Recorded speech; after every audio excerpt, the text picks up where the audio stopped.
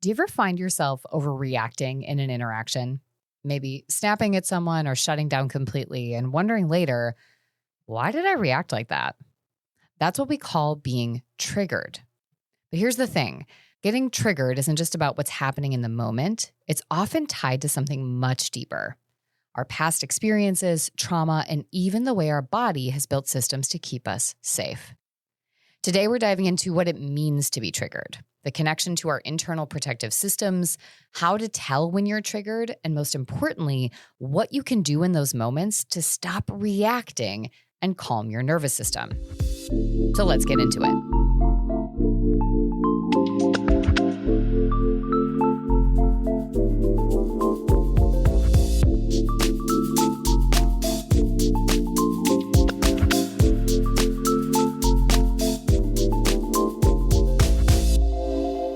Hey everyone, how's it going? I'm Kyira. Welcome back to another solo episode on the Untethering Shame podcast. Today we're diving into the topic of emotional triggers. So let's start with a quick definition. Being triggered means that something, whether it's a situation, a tone of voice, or even a certain look, activates a strong emotional reaction in you. This reaction might feel overwhelming, like anger, sadness, or panic, and it's often disproportionate to what's happening in the moment. But why does this happen? To help make sense of what's happening, I like to use language from the Internal Family Systems, or IFS model. Now, as I say this, some of you are thinking, wait, what's that? Why is it relevant? So let's break it down. According to IFS, we all have different parts inside of us that play specific roles in keeping us safe. Some parts are protectors, stepping in to defend us from feeling pain, shame, or fear. Others hold the burden of painful emotions or traumatic memories. When we're triggered, it's often because one of these parts, especially a protective part, is stepping in. This part perceives the current situation as a threat, even if it's not consciously obvious to us. So for example, you might have a protective part that gets angry and lashes out when someone gives you feedback because it's trying to keep you from feeling the shame of past rejection. It assumes any feedback is criticism, and that criticism is an active threat to your belonging. Or you might have a part that shuts you down emotionally when a conflict arises because it's learned that avoiding confrontation is safer than engaging. These protective reactions are your body's way of saying, I'm not safe right now. And while many of us reflect on these situations and go, yeah, but I wasn't unsafe, or it wasn't that big of a deal. Why did I overreact? The key point to consider is that to these parts of ourself that are designed to, at all cost, keep you, the system, safe, this reaction was completely necessary. So what do we do about this? How do we help recognize when those patterns or parts take over? And what can we do to help them stand down? The first step is to get clear on when and how you might be triggered. Start by looking for these 5 signs. First, intense emotional reactions. Maybe you feel anger, sadness, or fear much more strongly than the situation seems to call for. Now, this may not be something you can determine in the moment, but often shows up after a situation has resolved or passed. You might also notice intense physical symptoms where your body reacts with a racing heart, sweaty palms, or even feeling frozen. There might be irrational or impulsive behavior. Find yourself snapping, shutting down, or making decisions that you later regret. You might have negative thought spirals, thinking, I'm not good enough, or gosh, this always happens to me.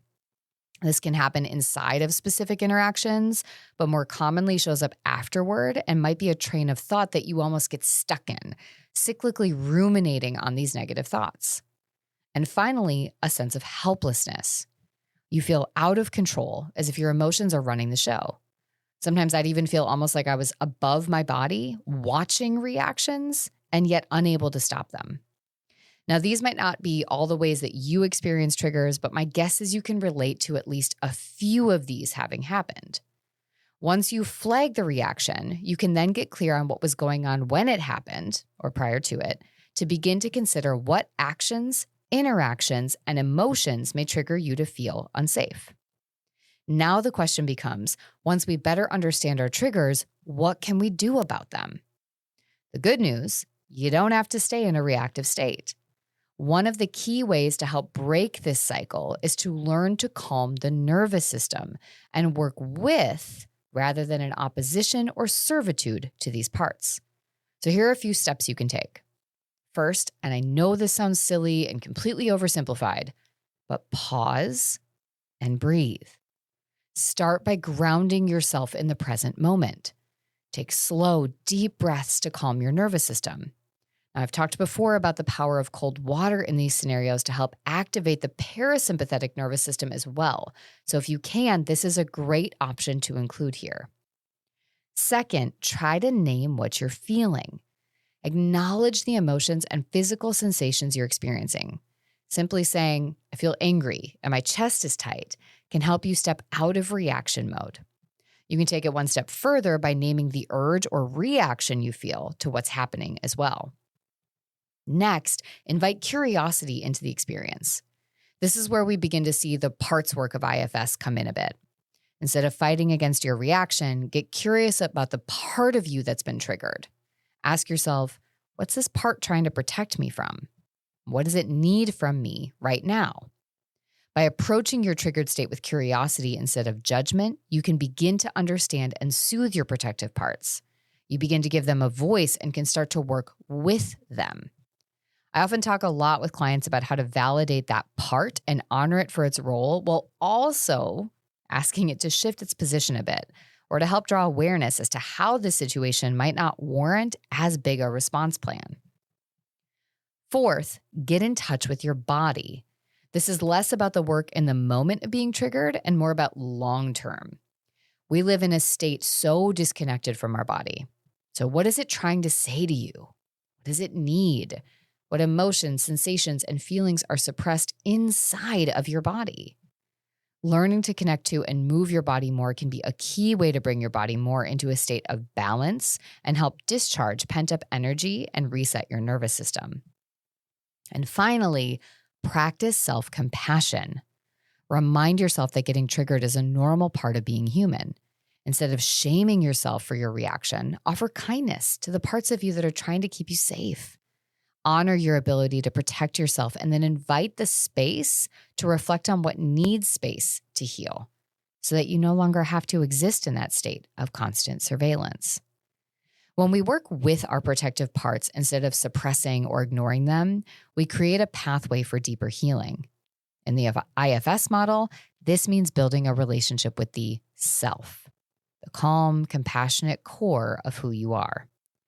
From this place, you can help your protective parts feel safe enough to step back, allowing you to respond to triggering situations with more clarity and intention.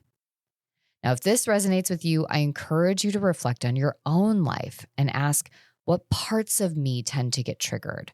And what are you trying to protect me from? Then take the first step, whether it's pausing to breathe, journaling about your triggers, or exploring parts work to start responding to triggers with curiosity and compassion.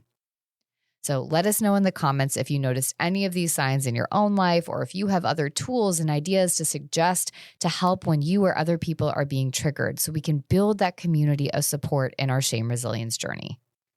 Remember, we are making these changes one step, 1% at a time. It is not going to happen overnight. We have spent decades living in this state of protection and reaction. So be kind to yourself in this journey of unlearning and relearning and learning new ideas for how we can show up. I'll see you next episode.